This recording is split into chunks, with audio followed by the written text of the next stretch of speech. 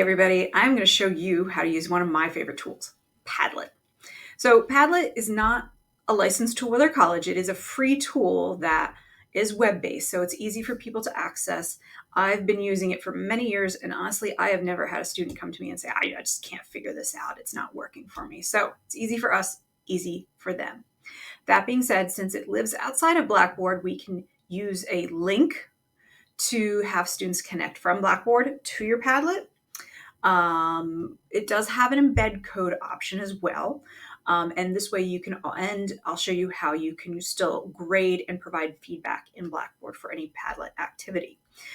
Padlet's kind of like Pinterest. It has these little tiles where you can post videos, you can post text, you can post other web links. Has a variety of ways to find content and post it. And it even has a rating system. So like, if students want to give little stars to each other or mainly reply to each other, it has that option. So the first thing I'm going to do is show you what a full Padlet looks like. I'm going to show this one from one of our EOTL sessions. And here's my prompts I also put in the course. And here's some stuff from me. And my students were writing reviews of different tools. And then you can see that they were able to respond to them. So this is a lot of content for a Padlet, but you've got a lot of options on putting things in there. We have web links, we have images, PDFs, we have an Edpuzzle link, images, and things like that. So there's a lot of opportunity here. So let's start from scratch. First thing you're going to do is go to Padlet.com and create an account. And I would also recommend that your students create an account as well. So one thing you see here is a lot of anonymous. That's because in this particular activity, I did not require these students to create a Padlet account. So if Padlet doesn't know who you are, you're anonymous, which can be very tricky when it comes to grading. So suggest that tell your students, get a Padlet account. Recommend them using their RCSJ email address, but realistically, that's more for organizational purposes. All right, so you have an account. Your students are going to have an account. Now let's have a Padlet. All right, let's see. All right, so make a Padlet. There we go. You've got a couple different options to play with, but I'm going to start off with basic. A wall. All right, my swanky Padlet. Let's not name it that. I mean, it could be swanky discussion board. Sounds great. Swanky annotated bibliography fancy board. But let's just call it DQ week 2. It's an assignment that we're used to. You can describe it. So maybe you want to put the prompt in here as well. You can have a little icon for it. Wallpaper, you can do a different color wallpaper. Maybe you have a banner or a color scheme in your course. You can have it match that. Let's go ahead and do just light green. There we go. Patterns, fun stuff like that. Okay, save. Color scheme, you can go dark or light. You have a couple fonts to pick from. Group section by post, you can do that, or just manually sort things.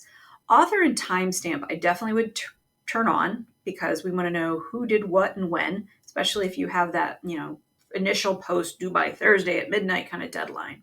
Allow viewers to comment on post. Yes, that's half a discussion board. Reactions. So you can give like stars, you can like posts. We'll do like, but I would say that does not count as a reply. All right, require approval means that you would have to go in and review the posts first. I'm going to let that go because I don't do that on my regular discussion board. But if you're kind of concerned about that, you can do that as well. Filter profanity. Who can remake this Padlet? Admins only. You're an admin. And then you have a link. And we'll get to that when we need to actually put it into Blackboard. All right, so we've got our settings. Let's go ahead and X out of that. So now we've got this board. What are we going to do with it? So you can start out by clicking that. And this icon helps you upload a file, pictures, or you can just write something. Here is your DB prompt for this week. There we go. We can say it, and then we click publish. And there you go. You can even move this thing around. There we go. It'll filter in. Someone can click like it. That's great. They can even add a comment. So let's see. Wow, this post, no prompt, is challenging. It's not, but you know what I mean. All right, and they can easily just reply. There we go. So, and then other people can create another post. So, how do we add media to this? Once again, plus. Now I'm going to go ahead. Now this shows you file, image, link, and search for an image. I'm going to pop this 3 dots open just to show you all the options that you have. You can do another Padlet. You can upload content. You can link. There's even audio recording, video recording, so you can pop that open. There's a camera. So let's say you're having your students do a scavenger hunt and they have the camera. Screen recorder, so show them how to have them work through math problems or something like that. And so we can see different people's attempt. Drawing, and I can't draw. But what I usually see, Spotify, ooh, that'd be fun. What I usually see are web links, text, and YouTube videos. So we can either click YouTube and search all these different items and select one. So let's go ahead and search YouTube for something on John Dewey. All right.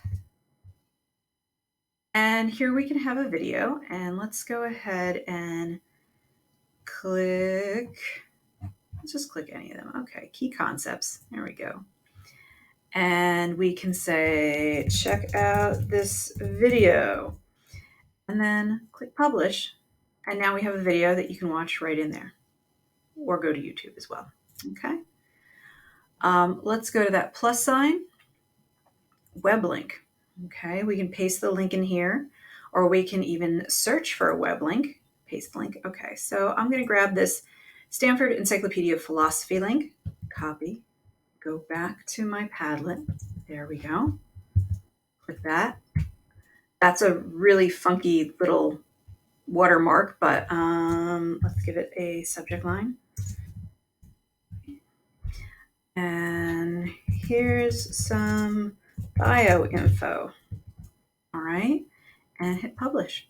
And now we have a link to that particular website. We just go ahead and click, and there we go. And then once again, on all these options, you have add comment, and students can go ahead and comment on it.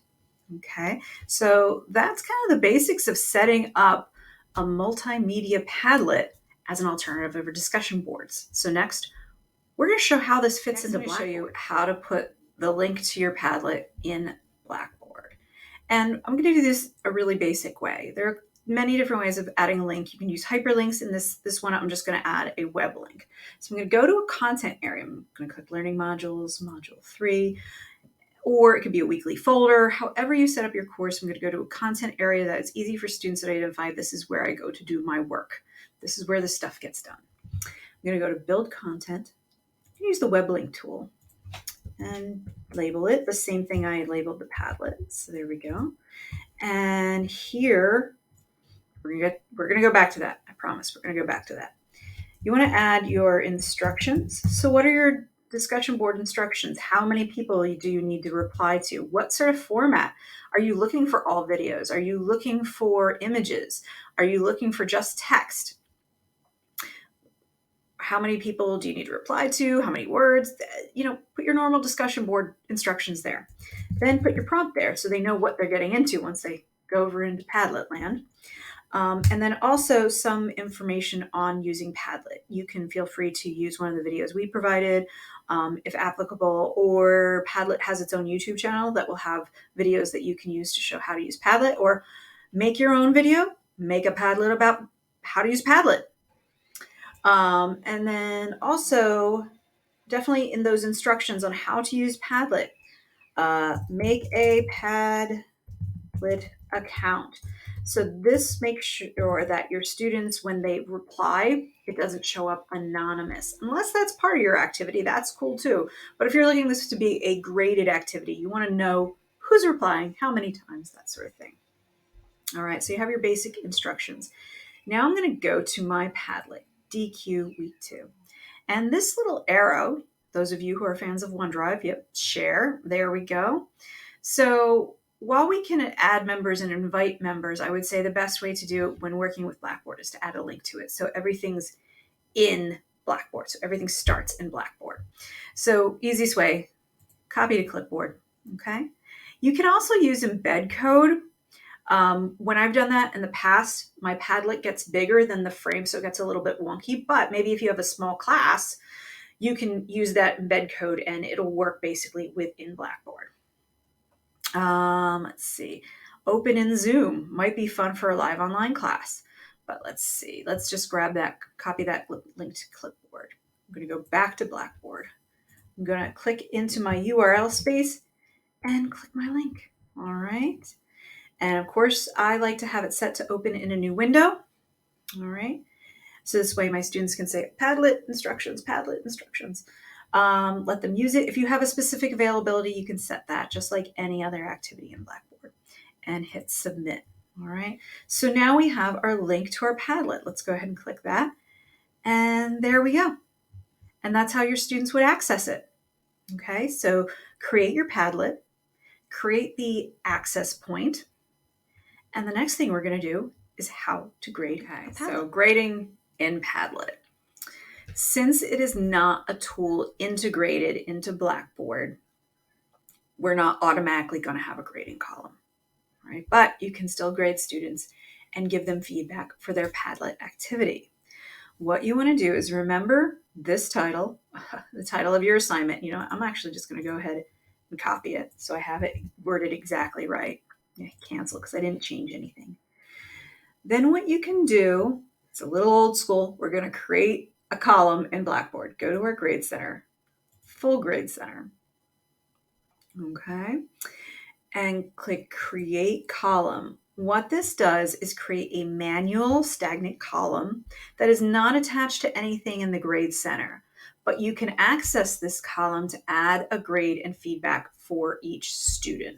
All right, so I'm going to name it the same thing as the activity so I don't get confused. And it's going to use this primary score. Let's say I actually am going to put this under the discussion category because I want it to be included in my discussion category. So maybe one week you'll have a Padlet and then another week you'll do the traditional discussion board, depending on the activity and your learning objective. What's your goal? But either way, all these items can be graded and attributed to that final grade. I'm going to put this at 100 points. And I can even use my rubric. So there's my e-learning rubric as well. Okay, there we go. I'm going to let them see the rubric. All right, we're going to give it a due date. This actually might be very handy because this will show up on the on their calendar that they have that assignment. Now that since it's just a separate link, separate links don't show up on their calendar, but due dates do. So it might be a red flag. You might get an email, how do I find this? But it'll be fine. All right, end of day. Include in columns, yes. So let's go ahead and hit submit. And then I'm going to go all the way to the end because that's the last thing that's there. Wait, no, come on. Work with me here. There we go. DQ Padlet. So let's go ahead and take a look here. I could basically then just go to my DQ and see who did what. There is a bit of a manual thing because there's not an integration yet to this. Like I said, it's an unlicensed tool that lives outside of Blackboard, but totally free and totally worth it. Let's go ahead and just take a look. And let's imagine that Kyle's got some posts here. All right, I take a look at what he has. Now I'm going to go back to e-learning Blackboard, look at Kyle, and then I'll click this edit and view grade details. All right. And what we have here under attempts is the place to add feedback, just like any assignment, just like another discussion board. Feedback to learner. I could post something a little more detailed than great job because, you know, they want more feedback than that because we want more replies than that. I can also view my rubric and still click off items. It has an 82. Now let's see, let's save. So we've used our rubric, we've added feedback just like any other assignment in this manually created column. Now we go ahead and hit save. And so we can view the rubric, we can see the feedback, and also your students will see this in My Grades, just like any other assignment. It's just a little bit separate because it's not an integrated tool. So just to review, create your Padlet, totally free account, then get the link to your Padlet and post it in your content area where you want students to access it in your particular lesson. Then create a manual column for grading. And you can even add the same discussion board rubric or create a new one for this particular activity. And that's how you use Padlet. If you have any questions or would like further training or a one-on-one demo about Padlet, feel free to email elearning@rcsj.edu. And if you use it and have some fun successes, let us know about it. Take care.